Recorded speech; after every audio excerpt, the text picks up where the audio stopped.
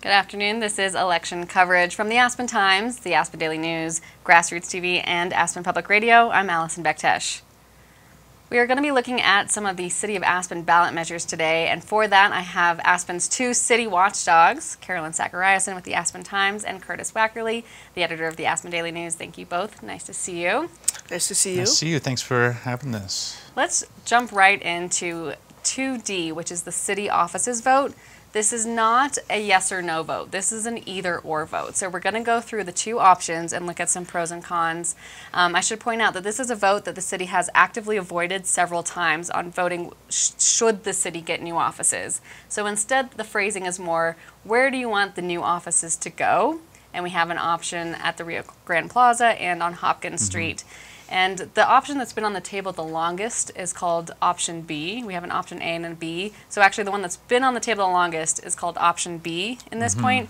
And Curtis, I'm going to start with you. Can you explain what that option is? And then we'll get into some pros and cons of that. You hear this one referred to alternately as the Rio Grande site, maybe the Galena Plaza site, maybe for being really long-winded, on a city-owned parcel in between Rio Grande Park and Galena Plaza. But this is city-owned land. The city's owned it for a long time.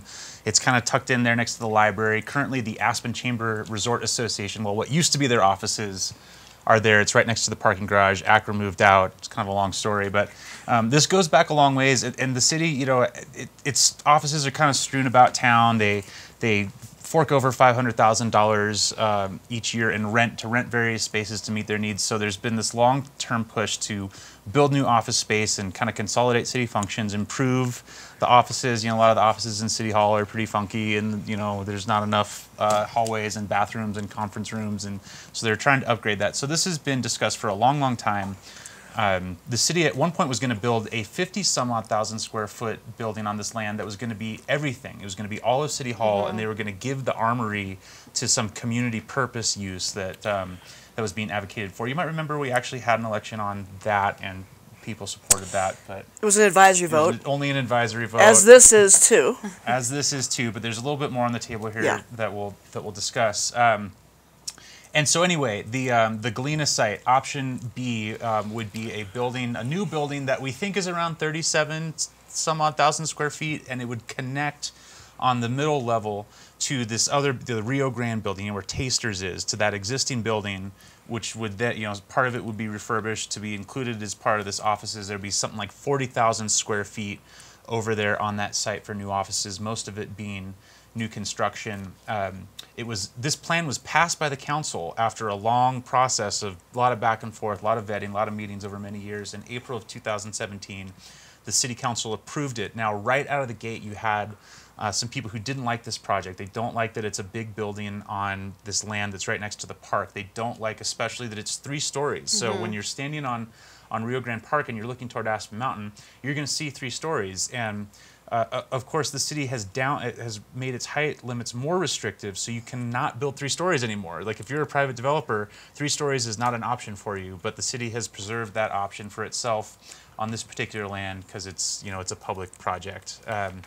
Central public facility. Central public facility. So right out of the gate, you had opposition who wanted this to be a referendum that the public got to vote on. They went and gathered signatures. They tried to force it onto the ballot. They made some procedural mistakes. They were late. The city would not allow the vote. It was this long, it was a lawsuit that consumed a lot of our attention as City Hall reporters over the last year. You know, there was a lot that happened there, but the bottom line is we got to a point where there were some rulings going in either side's favor, but the judge issued a ruling that was a big win for the city, and these guys decided to sort of settle this case by having this either-or lawsuit. So instead of the up or down vote they wanted on this project, you get the either-or between this or Hopkins Avenue. Well, let's switch to Hopkins then, and then let's get to the pros and cons of each of this. So what is, like, in the midst of all this lawsuit stuff going on, the city thinks maybe we should shop around for a different building. So that's what they do. They approached developer Mark Hunt, who owns the building across the way from City Hall on Hopkins Avenue. It's the old Aspen Daily News building.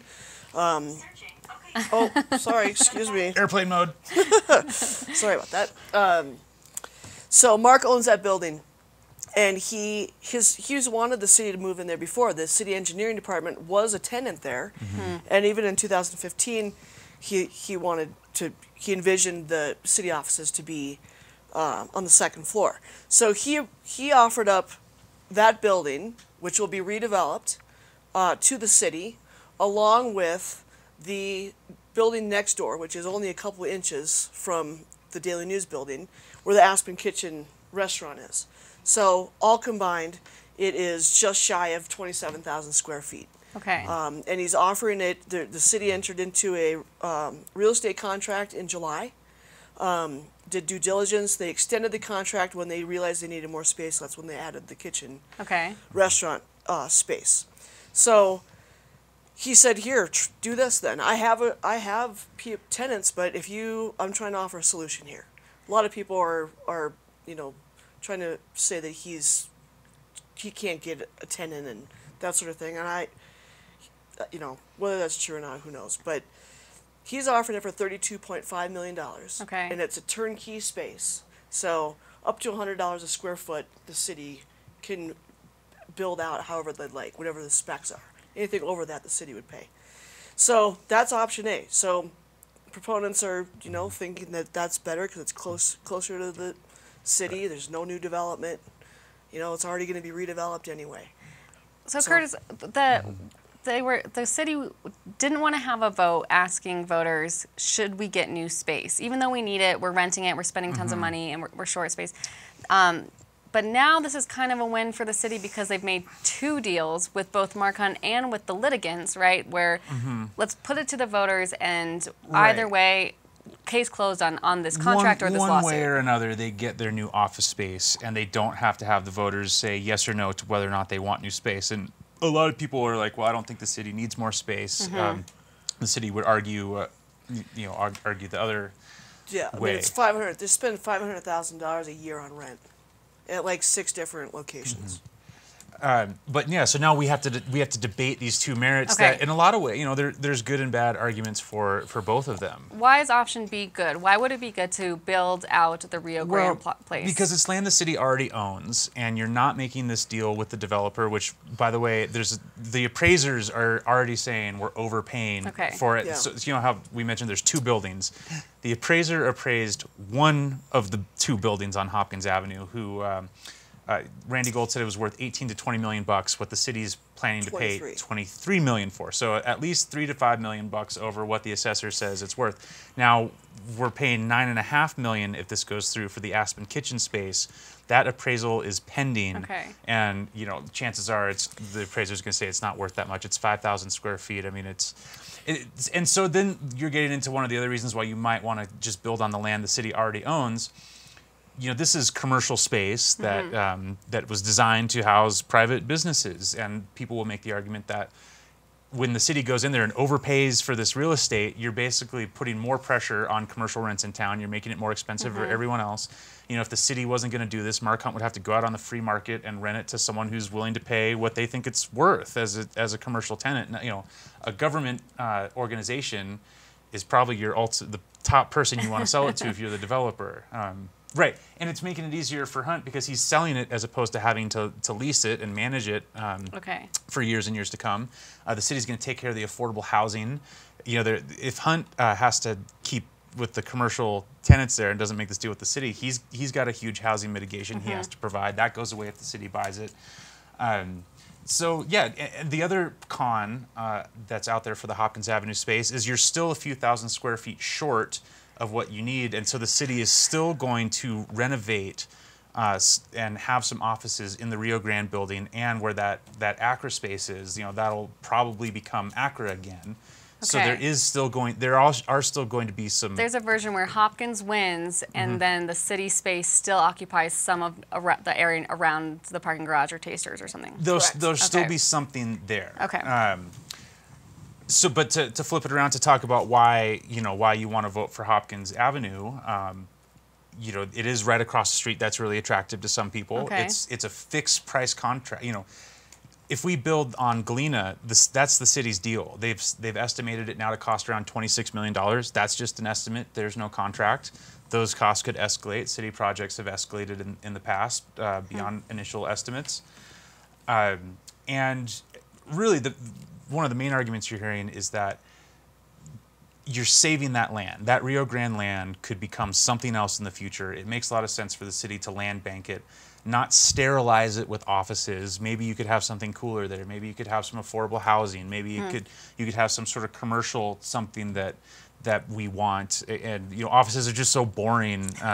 Why are you going to use this beautiful, huge site that the city owns that we'll never get back once that becomes city offices? So, Carolyn, the people who didn't want the building on Rio Grande Place took issue with the government giving themselves variances that they don't give to commercial development. Will they be allowed to do that when they build up this Hopkins space too? Could that somehow become a 3-story building? No, that would not be. Okay. It would not be. That's the other. That's a big They pro for can't grant Hopkins. themselves Right. But there's variances. no affordable housing or mitigation. There's no, there's new development at Rio Grande. That would be new development. Okay. New construction. Yeah. But they wouldn't mitigate for employees that are generated from that construction or that project. Right, the city's not going to do that either way. Either way, because they 'cause say it's an essential public facility. they've built all this housing at Burlingame and so the way they argue that they have all these credits from all the housing they've built over the years. That means they don't have to build new housing when they do a new project. I just see the people who were against the building at Galena Plaza being against a Hopkins building for similar reasons if it doesn't fit the character of what they see the town to be. We don't know what that building will ultimately look like. Correct. Okay. Correct. It'll look like an office building with some fancy retail shops on the street level. And did you have more reasons pro choice A? Pro, why would someone vote for the new city offices being on Hopkins? Well, there's also the renovation of City Hall. So in that real estate contract that Mark Hunt has signed with the city of Aspen, he said, hey, because I'm a developer and I'm doing all these different projects, there's economies of scale here, and I can renovate City Hall for cheaper than you can. Okay. So I'll do it for around $12 million, and the city is estimating that their renovation for that building would be 15.8 or 16 million. Of course, construction costs are going up 10% annually. So we really don't know what these numbers are. I think for the voters, it's really, I think it's a location issue and not so much money. Okay. The one roof solution way back at the beginning of time, it feels like, was the cheapest option, but the city went with a 2-roof because it was appeasing more people. Right, and they wanted to keep city offices in the historic armory where they're located now. I think just on that point, there were a lot of questions about if you turn the armory into a public use, is that going to require a long-term subsidy? So that could add cost to whatever you're doing here. Let's come back to that vote, that advisory vote in 2015, where the public said, we want the armory for our own use. We want to be able to have nonprofits do shows or performances there. We want to have a community meeting space or a co-work space. Give us that building. Then the city decided not to do that after all because it was an advisory vote. As you mentioned, this is also an advisory vote. How much does City Council or City Hall have to stick with what the voters decide this November? So they don't, but if they do not go with what the voters say, then the lawsuit is back on the table.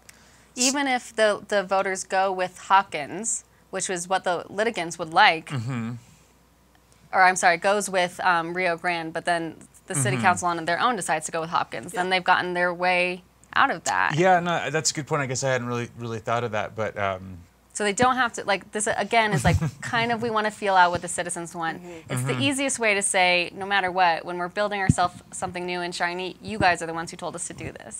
Right. Right. Definitely it puts it on the citizens instead of the council. Other final thoughts on this measure for the Aspen voters to decide where city offices go? No, I mean, you have council members arguing for and against. Burt Myron is against the Rio Grande building. He would like to see affordable housing there. Okay. I think everybody else on councils wants that space there. I mean, one other thing that city employees have said, and there's over 300 of them, and they should be able to work in a nice place too, they say. The Hopkins option puts a lot of them in subterranean space. Either subterranean or it's kind of because Hunt keeps Okay. keeps this nice street facing retail spaces. The offices are behind that, kind of facing the alley. Okay. Then you get the whole second floor, which has some nice. That's where we used to work at the Aspen Daily News. It has some Okay. There's some nice light. There's Yeah. some, you're facing north there, and then you have this then you have the space that the Aspen kitchen restaurant used to Great be. views. Yeah. Yeah, that Are patio. they keeping that patio, by the way? No, I think they close it all They close in. that all. Yeah. They close that all out. Right. Okay. So So it is. The configuration will be a lot more tricky if you're trying to put it in 517-204. I think. Okay. There definitely is some underground space there. They say it's going to be storage or maybe a meeting room or something like that. Until the one employee and their stapler gets sent Right. down there. And as you said, it changes the supply and demand availability of commercial space in town, right? Like we already know that we're not getting local businesses because they can't afford rent, and that's a supply and demand issue. he If would not there's- be renting it to a local retailer. It would be a bank, most The likely. retailers, right? Yeah. You And know, who for knows? that second level, our old office Okay. space. Yeah. He probably wouldn't have some. I mean, who knows what's going to go in there? Right. They have talked about how in the basement it could be like a fitness yoga studio kind of thing, and instead of the city offices. I don't know. Okay. We're going to move on to 2A, which moves the election date from when it currently is municipal elections, the just Aspen issues, our Aspen elected officials, moves that date from May to March, with the idea that more people will be here to vote in March. So let's go over some pros and cons of this. Curtis, why would that be a good thing? The reason to vote for this is because maybe it just doesn't make a lot of sense to have your election in pretty much the lowest occupancy time of year. I mean, it's obvious when you're here in early May, it's pretty dead. Half the restaurants are closed. Lots of people are taking trips out of town. And so if you move it up to a more high profile time of year with more people in town, you're just going to get more people. And having it in May arguably disenfranchises a large part of the community who is not in town at that time of year. And so why not make it easier for them to vote? Like, yeah, sure, you can mail in your ballot. There's 3 weeks of early voting, but if you're out of town during those weeks, it's harder for you to vote. It's easier to forget. And when there's more people in town, you're going to get higher participation in elections, and that's a good thing. Is the argument for moving it? Zach, why would not do that then? Let's get more people voting. Well, as you said, the other side of that would be you do have 3 weeks to vote. It is an all mail-in election, so it's never been easier to vote. If you're going to be overseas, you can plan for that, and you can get an overseas ballot. So they accommodate you in many ways to do this. Other people have said, you push that whole campaign further back. So Okay. you're going to declare candidacy during the holidays, which who's got time to do that? And then, vetting the issues and having that debate now becomes January, February. Right. It becomes a And- 7-week thing in the middle of the season Right. when People are super busy. Are busy. And are they really paying attention? And when it's in April, when most of that debate is happening, Okay. it's like those are only the headlines usually. You Yeah. know, there's a lot more focus on what the debate is. So I've heard that argument, and it's just campaigning is hard to do, and so you're going to be knocking on doors in January and February, and people aren't going to be home. They're out working and whatnot. So I should note that I've did a little bit of research with the city clerk's office, and we've voted on this before. And just very quickly, in April of 1971, they voted should they move the May election to November, and it won. They said no to that, and then in May of '89, they asked the same question. Should we move the May election to November? And 1,000 people said yes, and 932 said no. And then before that November could come, they had a special election in July to move it back to May, which won out. 342 people to 175. So you see how many people are voting in July when town is busy. So Oh, interesting. it's hard to determine. But the point is that in May, I think our voter turnout is around 35 to 40 We have 6,400 It's really low. registered voters. Right. And we wonder, do people even care? Do they really care about voting their city council people? It is funny because it seems like a really big issue, and then you would take it down to this is only people who are registered to vote within the city of Aspen. So you better not have somewhere else where you live and prefer to vote there, which I think a lot of residents, if you look at the residences in Aspen, if those are second, third, fourth homes, they're not registering to vote here. If you're a part-time employee and you are here, you're part of what's making that town more crowded during that on-season. You're probably not living within city limits. If you're Skiko housing in the Commons, if you're down valley somewhere, you're not a City of Aspen voter. So is the issue that the people who are registered to vote here bad at participating, or can they not participate? Or would it be, would more than participate if the election wasn't happening in the dead of the off season? You are hearing an interesting debate. Some people have given voice to this that, maybe it's better to have our elections during the time of year when there's not seasonal employees in town. Right. When, if you have it in May, some people have voiced a concern that you'll have all these seasonal employees who will register to vote kind of at the last minute. Maybe the Skiko has a hotel on the ballot or something, and that it'll somehow be used to swing the election. That's a very controversial argument. That's basically saying that there's certain people out there that shouldn't vote who legally could, and that's pretty shaky ground to be standing on. Yeah. I think you can just as easily make the case that there's a lot of people who do work in the service industry. They work in seasonal jobs, but they're just as local as the lawyers and the government employees that are definitely here in May. Right.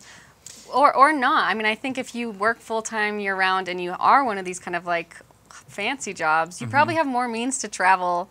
Right. In the off season than those of us who are the lowly work all the year round jobs. Right. And so how many are there really, is this really this base of people who aren't really locals who are here seasonally who could swing an election? I think it's highly debatable because most of them probably, there's very few that actually do live in Aspen. I think that bankers and lawyers take vacations in February too. Yeah. And in March. They don't necessarily, it doesn't matter. But it does condense the campaign. That would be interesting. That would be an interesting dynamic to see what happens when the campaign basically, because it's not like anything's really going to happen during the holidays. Okay. People get back from the holidays. You have 8 weeks. Yeah. And then we vote in early March. And as you pointed out when we were all chatting about this earlier, if this passes in November, you better get your city council packet in sometime in December in order to be voted on in March. Right. At some point, we would have a new rotation of when city council seats are switch over. So someone serving now, I think, would have a shorter term, or someone would start a little earlier than you would have thought because of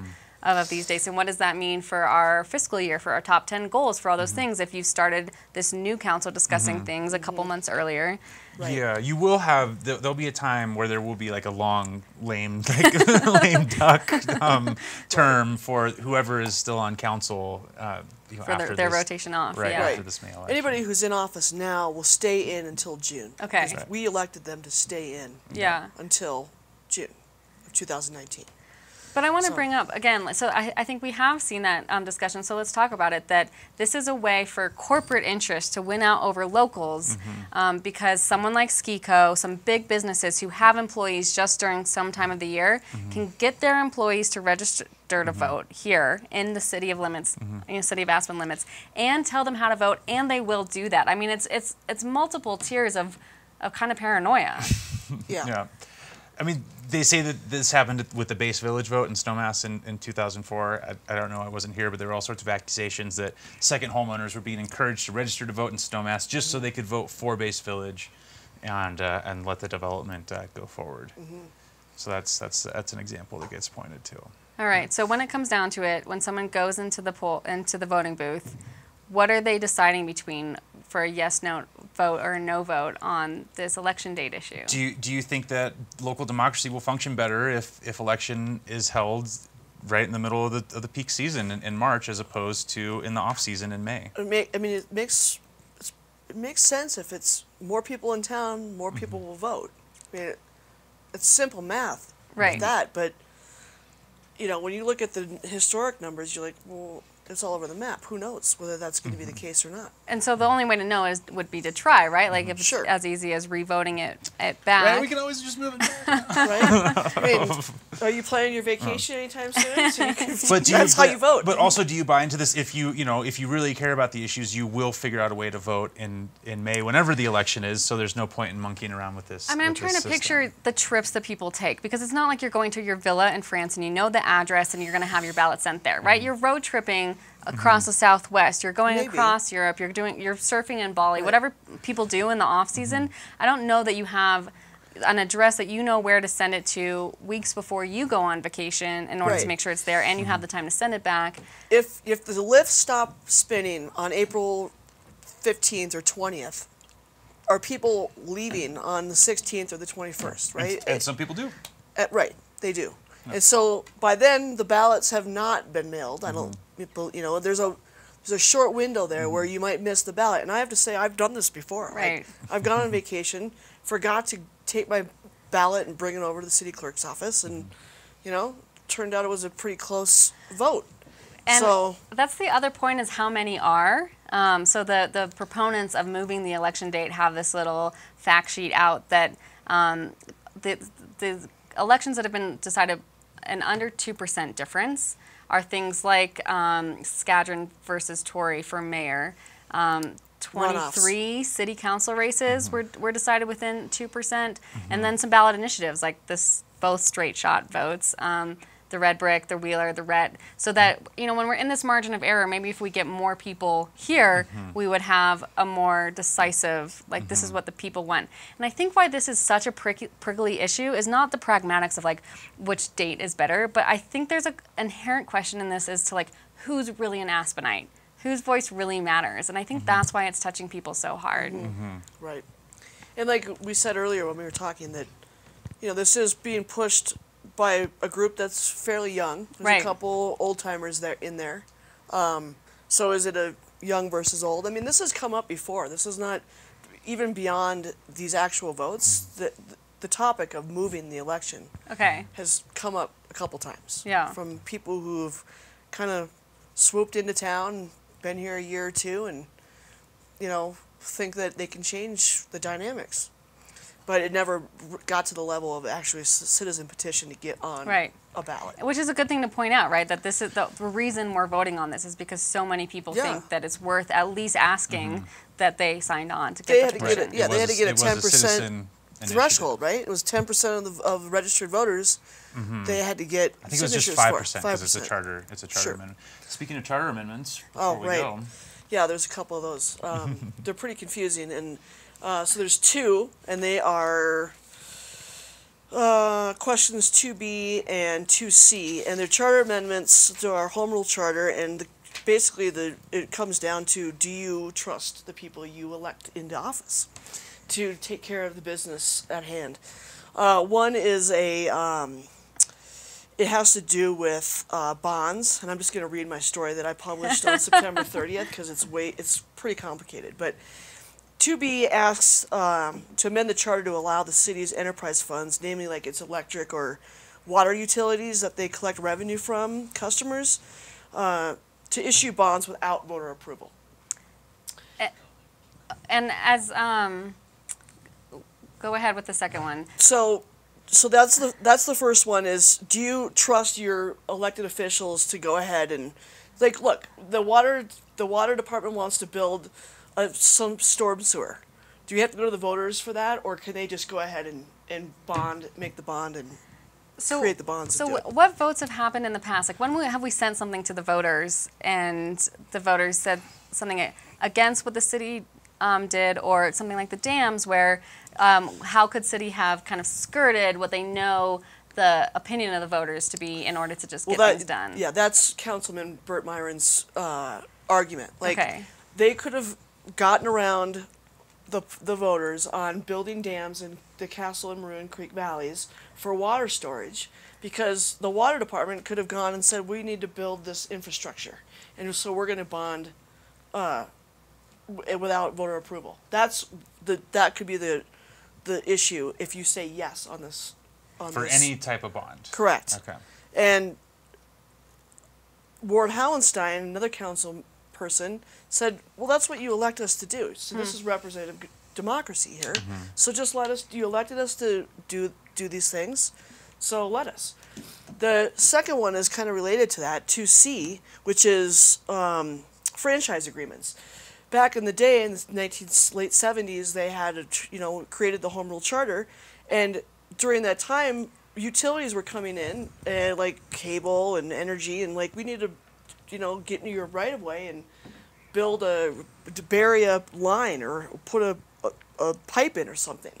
And that's when it went to voters. Like, do you allow the public right-of-way to be encroached on or whatever?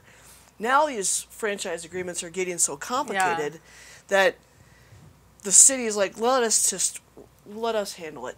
You even though we think that the electorate is very smart here, you may not understand this. When was the last time we voted on one of these? It was like Comcast or something like that. And it's Comcast. I mean, if we're talking about corporate interest involved in our city elections this year, it's Comcast who told the city, we're sick of that. We had a multi-jurisdiction agreement with Basalt, with Carbondale, with Town of Snowmass, with Pickens County. The one holdout, we couldn't just go ahead and do this agreement because we were waiting on the city of Aspen voters. So it's just easier. Like Comcast has said, Aspen, we don't want to deal with you in this way again. So I do think they're feeling pressure from the corporations. It is our home rule charter. This isn't like this was always status quo. This is what it is all over Colorado, and we're looking to change it. We enacted on purpose these two measures in the first place to send it to voters because we wanted the voters wanted, or whoever was in charge at the time wanted voters to have a say in this. So it is funny for this council, who's been accused of kind of just going after the solutions, not making the problem very well understood first, to have two measures that say, we'd rather just not consult with you first. Right. And Jim True, the city attorney, has said, though, in those past votes, they just kind of held their breath and hoped that it got passed. Otherwise, Black Hills Energy or Holy Cross or Comcast are not going to deliver services here. So. This is election coverage from the Aspen Times, from the Aspen Daily News, from Grassroots TV and Aspen Public Radio. I'm Alycin Bektesh, joined today by Curtis Wackerle, editor of the Aspen Daily News, and Carolyn Sackariason with the Aspen Times. Thank you both so much for doing all the research and keeping us informed going into election season. Thanks for having us. Thanks, Alycin.